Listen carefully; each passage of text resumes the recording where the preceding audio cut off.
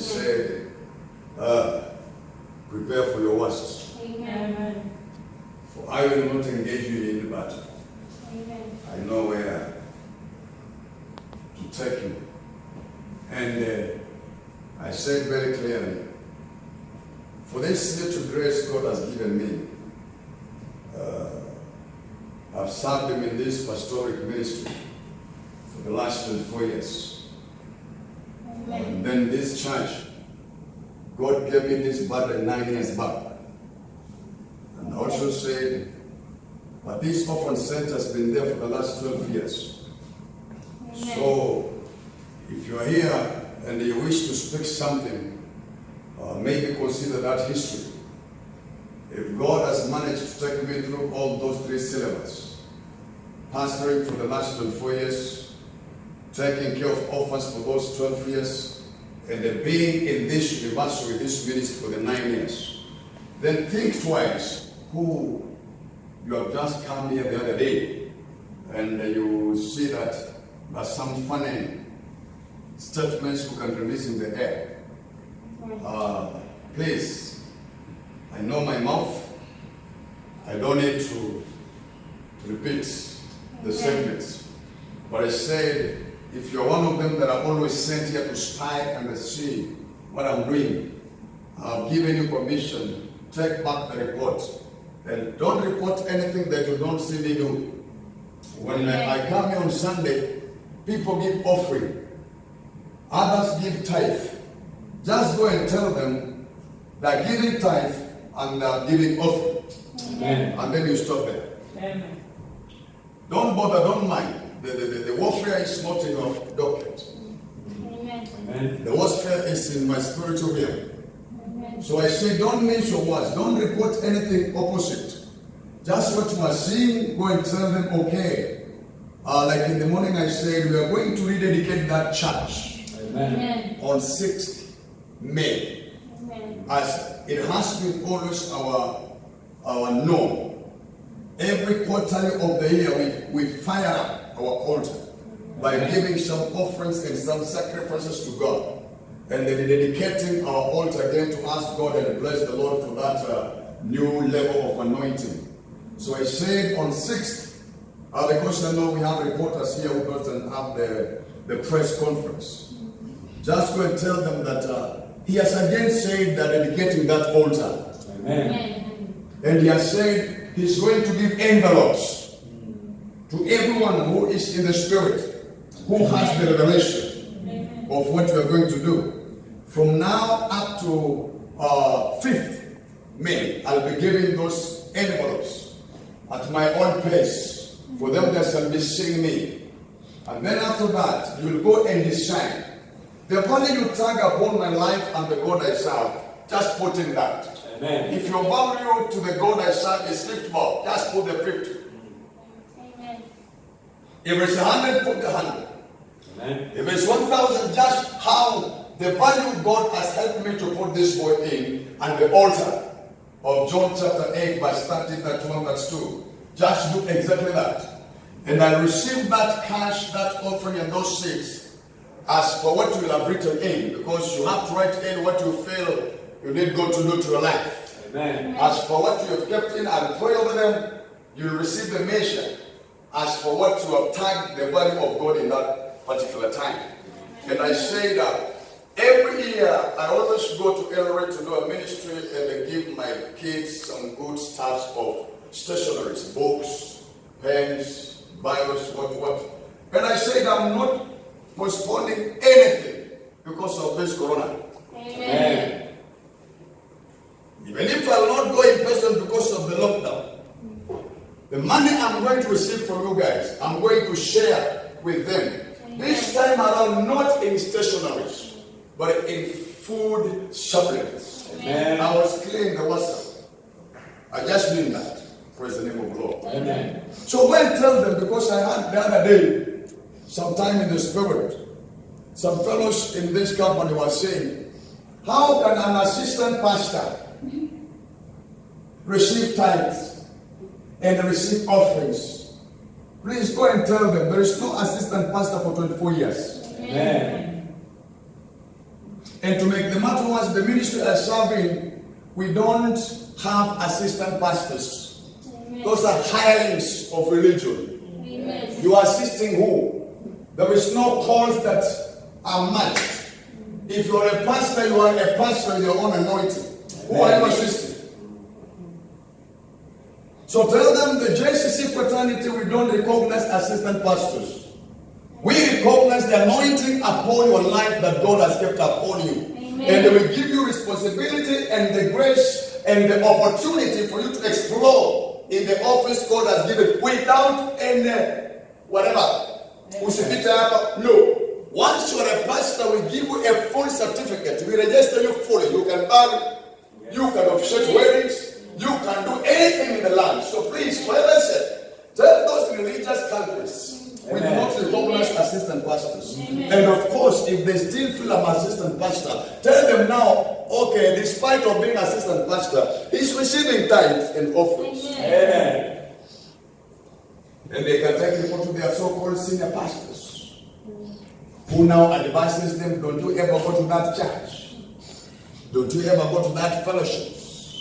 That is not a pastor. Amen. Right?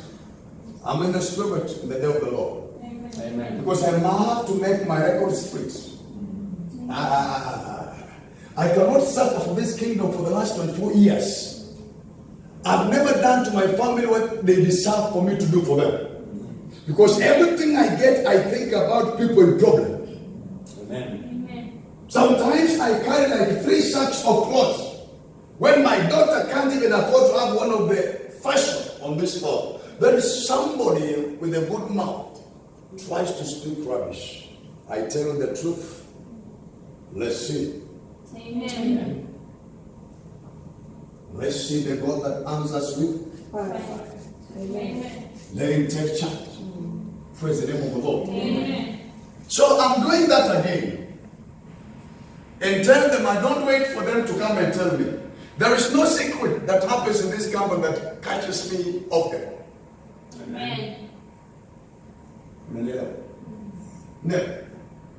Sometimes I'm in my house that I watch this company like I'm in the TV. Amen. Because that is my grace. Don't try this at home. It doesn't come on one day. Amen. Unanielewa? It doesn't come one day. It is a journey. Amen. And it needs people who are strong in faith. Amen. People, and if somebody says this is a block, they say no, this is a highway. Amen. When people say this can't happen, you tell them you will watch them happen. Amen. Praise the name of the Lord. Amen. So let me just be mad for a little bit. So that guys, they better joke with their religious men, but not me. Amen.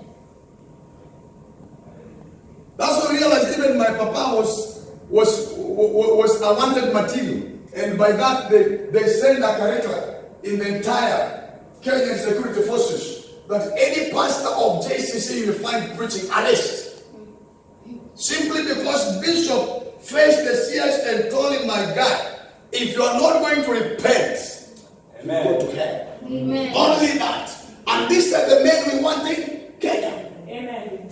Amen. When the people in the leadership are not behaving the way God wants them to behave, let them be told the truth on their faces. Amen. We don't have to conform to their systems. Amen.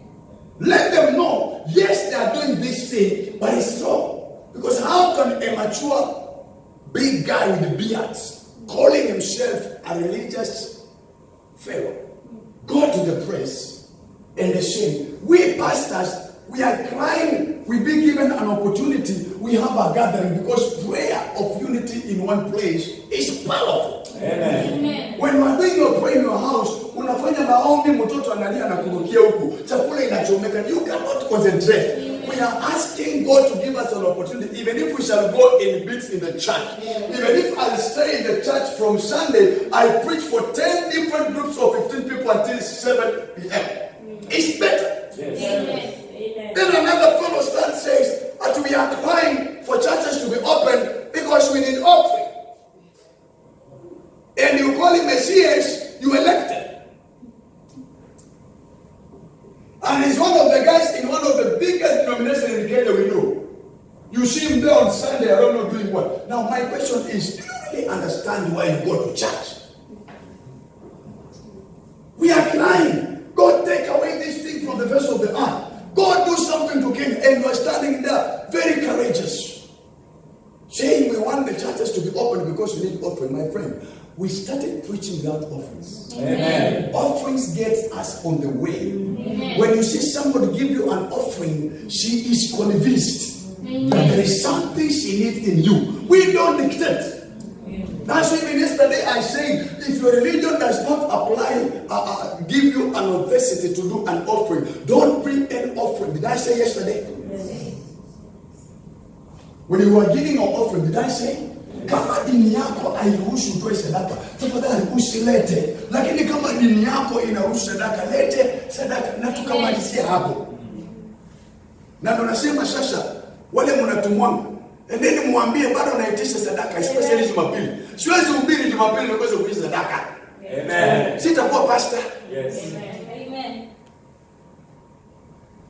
Afadhali niitishe sadaka mimi nitoe yangu peke yangu. Maana mimi niliapa, sitawahi appear in the presence of my God empty-handed. It is biblical. Amen. Amen. Nancy, I'm okay, don't worry. I'll not beat anybody, I'll not slap anybody, but I just have to speak this. Amen. Because sometimes when you see some small foxes, even somebody said, God, Father, catch for me the small foxes. Before they do what? They spoil the vine, because the vines are tender. Amen. Hallelujah. Praise the name of the Lord. Amen. So it's very clear. Tell them, I'm not only preaching today, I'll be here tomorrow. Amen. I remember the third year in this Kahore, somebody by the name Anup Kumar Bada, Anup came into the meeting in the production office. I don't know where it was, can't remember. Then he came to the morning, he found me, I was preaching at around, I had surpassed saa mbili, nilikuwa sasa nimepita niko saa 2:20. Kakuja akasimama kwa mlango pale. I did not stop. In fact, nilipeleka mpaka 8:40. Amen.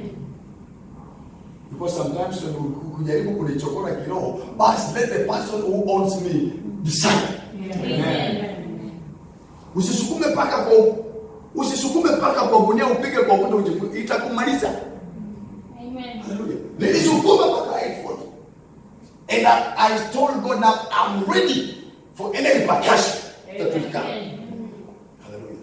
Tukaenda kwa meeting. He stood and said, these things you are doing here, preaching. Everybody can do it in the house. Can I shock you? Yes. I did not respond.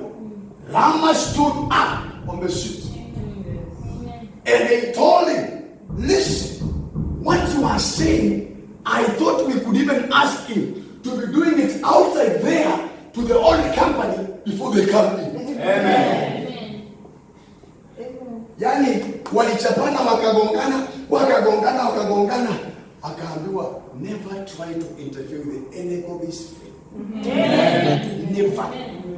If you don't agree with it, stay far. Amen. If it is not up to your level, leave it alone. Amen. Nobody asks you what you are doing. So don't disturb them. Amen. In fact, Amen. I think they should be given. Nilinyamaza nikaamuka. Tukimaliza Rama akaniambia, don't listen to this rubbish. Amen.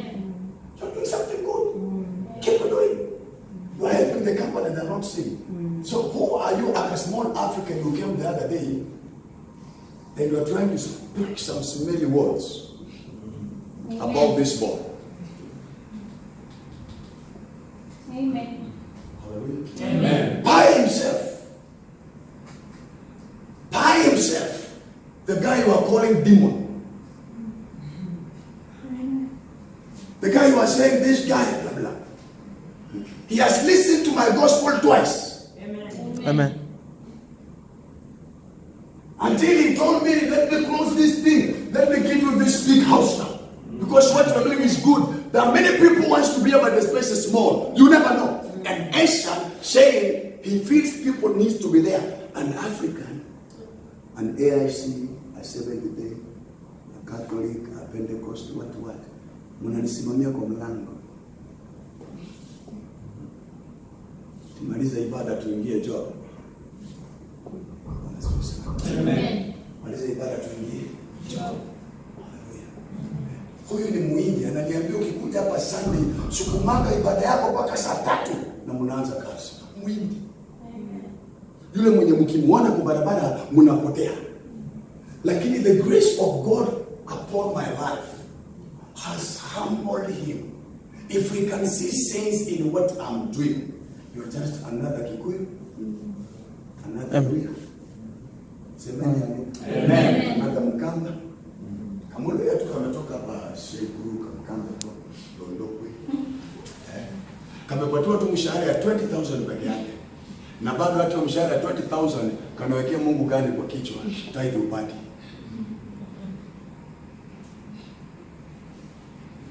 Kanafanya matendo 140 hours. Kakitumia hewa ya Mungu, afya ya Mungu, mikono ya Mungu, macho ya Mungu, mapua ya Mungu, alafu kanasema ni kama tu kile kijitoto ukikiletea ndizi. Paka unakitolea ile nini, hata unakioshea akiwezi osha. Unakitolea ile gani, unakipatia. Kinauma moyo, kaambia mama usinipatie. Na wewe umele. Kanakosa kujua you have all the power. Unaweza chukua so let ndizi yako. Kitu kanafanya tu ni simple, ni kulia, lakini machozi hata itajaa kichwa. Amen. Then you can afford to talk about this anointing. Hallelujah. Amen. Watu wameponea hapa. Watu wamebarikiwa hapa. Watu wamekombolewa hapa. Majini zimepotea hapa. And then sasa unakaa pale unajifanya unajua nini? Bwana special. Tell them I'm watching you. Amen. It's only that I believe God to refrain my spiritual anger because I fear my mouth. Amen. The other day we were moving with one of the supervisors here. I don't know. I spoke something. I was just speaking something. The guy went to the door and said, please, stop there. Don't add any other word. I know you. Amen. Na hata kujangia. Lakini anajonga saa ingine nikinguruma kule juu alafu nikuje niseme never goes empty-handed. Amen. Hallelujah. So this is the announcement. If you are for this altar, be here. If you are not for this altar, please get yourself another place comfortable. Amen. Because anything in between is of the devil. Amen. Hallelujah. Amen. And those people are saying that I'm solidizing money. Yes, I'm solidizing money. This company has almost 7 separate departments. They don't have churches. Please, if you have that anointing that God has kept upon your life, open one there, solidize money. Amen. I believe I'm just right. Has anybody ever forced you to come here? No. Such it, there is a big hall I constructed. If you feel you have a call, not a ministry. Because ministries that are given by committees of men. The way I see you, you can be a development chairman. The way I see you, you can be the chairman of Waze. The way I see you, can be the chairman of ladies. Those are ministry, discussing positions in a platform. But when it comes to a calling, calling is from God himself. Amen. Praise the name of the Lord. Amen. Kuna hall liquid, siko? Peleka kanisa huko. Kuna trading hall QC. Peleka kanisa huko. And by the way, when I came in this company, all those departments had churches. Am I talking some sense? Those people who came here? All those departments had churches. And I remember very well, the day I came in this company, one of them approached me and told me, "You are born again. Come to the fellowship." I didn't have any breakthrough. And because Amen. me, I do not know how to pretend. Mimi sijuangi ati ni pretend, ati nivae sura hii leo, nivae mimi niko tu hivyo. Vile tunaongeanga ndio hii. Ukinipata kwangu kwa barabara niko tu hivyo, sinanga sura nyingine hapa leo. Amen. Kaamua kuja kwa ushirika Bwana. Watu wako kwa ushirika. I didn't find any group. Na nilikaa hapa karibu almost 3 to 4, I think almost 5 years without attending any. Right away from Yakina Jesita, kule kwa barabara, evangelism saa 7. Kule nyuma, wakati Jeje alikuwa anapikanga chapati juu ile kwa mlango gani hapa kwa Kirima huko. Amen. Haleluya. Mnakumbuka hizo hizo? Kama huko sema tu. Bwana special. I never joined it because I told God I don't want to join sinking gods. Amen. I want the day you want me to minister. I'm already a pastor, yes, where I'm preaching. But the day you want me to minister in UCL, you call me yourself and tell me this is the time. Amen. I remember one day in the morning when I was in my house, I heard the Spirit of the Lord pray prayer. Today, don't allow anybody in your area of work to enter the hall before you. Amen. Go enter the hall and block the highway. And anybody coming, tell him, stand there. Stand there. I did exactly that. Niliingia kwa hall mapema peke yangu nikakaa. Mtu akuje simama. So people are wondering, kwani tumechelewa? Wakajaa. Nikamwambia, now this is what you are going to do from today. No starting work in this hall without prayer. And I said, Amen. Close your eyes, raise your hands, we pray. And I prayed. And people were like, hey, kumetokeni. That is how this ministry began, with prayer. It Amen. never started with preaching. Amen. Second day, God gave me one verse. I did not preach. Now they came, wakasimama pale. Sikufika mapema siku hiyo. Nilipata wamesimama pale. Hawakusoma. Nikapita, nikasimama mbele yao. I said this prayer. Tukaomba. I read one. I did not preach. Wakaenda kazi. And that's how this church began. Amen. Hallelujah. And after 1 year, 2 years, 3 years, another boy came and they said, you Pastor Ken anahonga watu. Ndio wanatazama kwa hiyo kanisa yake. Nahonga project kanisa. Then I called that boy. I asked him, do you have a call? He said, yes, even me I can preach. I told him, okay. He was working in Sergeant.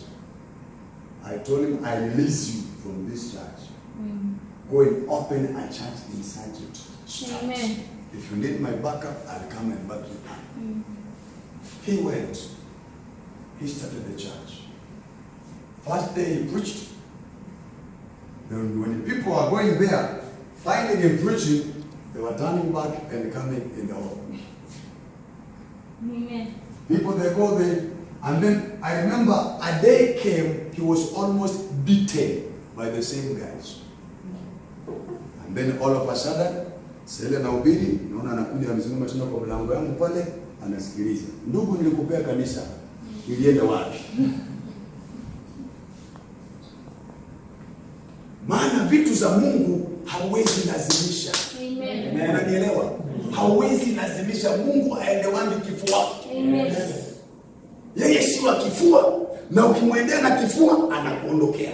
Unapita na kifua zako. God is after your humility. Amen. Humble yourself before your God. At the appointed time, nobody will stop your upliftment. Amen. We don't send an application that we want to be pastors. Amen. We just find ourselves, we are there. Amen. And the task we have is so tough. Amen. All of a sudden, I saw the stores guys coming now.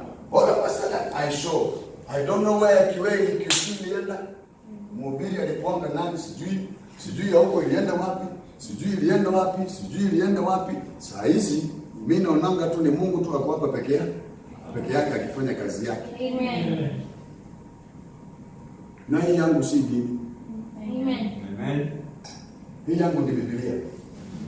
Amen. Na kama kuna kitu ambayo hautawahi pigana nacho faulu, ni Biblia. Amen. Dini pigana nayo, pambana nayo, lakini Biblia, maandiko inasema the word of God is forever settled in heaven. Forever. Unanielewa? Forever settled in heaven. All other things that comes from the administration and whatever foundation of man has expired date. When it comes to spiritual things, they are eternal. Amen. Hallelujah. But the Bible says, I think this book says, my struggle, it says the word of God, this is Hebrews 4, the word of God is sharper. Hebrews. Sharper than any two double-edged sword. Doing what? Having the audacity to bisect the spirit up to the level of bone marrow. Amen. You understand? It brings out every secret of the heart. Amen. That's why if you want to know your level of spirituality, expose your soul to the word. Amen. If you want to know the problem of your soul, feed your spirit with the word, because the word of God in your spirit shines in your soul. Amen. So if there is anything in your soul, the spirit of God in your spirit outshines it. Amen. Amen. That's what the Bible says. God illuminates my spirit with his spirit, and he uses it as a torch. You understand? To search the intents of my heart and my soul. Amen. So there is no way your spirit can be used of God in the absence of the Holy Spirit. Amen. Holy Spirit illuminates your spirit. Amen. Honest yourself. Amen. And if you want to be a friend of this boy, walk out of murmurs. Amen. Amen. Walk out of backbiters. Amen. One day I was sleeping in my house. I have testified this several times. Then I saw some 4 ladies going to Kabangwai to take my name to a certain wizard there. In my house. Amen. Just sleeping, enjoying the presence of God in my house. Because it matters what we see at the status of your heart by the time you are sleeping. Amen. Amen. I mean, yes, I'm wondering, oh, this is so and so, this is so and so, this is so and so, this is so and so. Okay. They did the what it was June when I was planning to go to Eldoret to check on my orphans at that time.